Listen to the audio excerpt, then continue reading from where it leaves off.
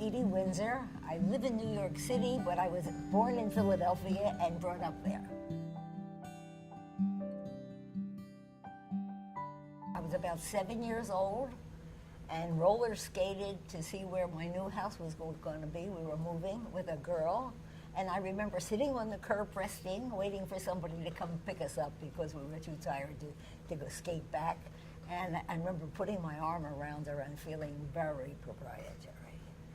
I also wanted to be Dick Powell, not Ruby Keeler. Well, I became engaged to be married to my big brother's best friend, who I thought was the sweetest, handsomest. I mean, we really loved each other, except if I saw two women together on the street. I was so jealous. And I finally said to him, within a year, I said, honey, you deserve more. You deserve somebody for whom you are the be-all and end-all, and I need something else. And then I made a much stronger discovery of that in fact, I was a lesbian. I met her in '63, in fact, but by '65 we were dating seriously. We became engaged in 1967, when she literally got down on her knees and said, Edie Windsor, will you marry me? 40 years later, we went to Canada in 2007 and got married.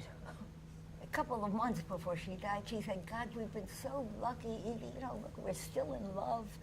Nobody we know is still in love after, okay? And I said, that wasn't luck. It was, you were lucky, I was persistent, okay? Once we, the whole community, began to come out, okay, and be visible, it started to move much more rapidly. When people discovered that their children or their cousins or their brother or their husband, okay, were gay, so I think the way that it accelerated in this last 5 years has been glorious. And among other things, the lawyer who took me on, okay, like Martin Luther King said, there's no wrong time to fight for justice. The variety, the diversity of us, and I think the magic of the Olivia Cruise, at least for me, is that it's the one place where there are a lot of people who I'm sure are not out where they were at home. Right? You don't feel as if you're out. You're where you belong. You're where everybody should be. I think it's a kind of miraculous thing that has happened in its 40 years. I am grateful. I cannot say beyond that. I have this sense of, yes, I will be on a cruise, on an Olivia cruise every year for the rest of my life. I'm not sure I want to get off the boat.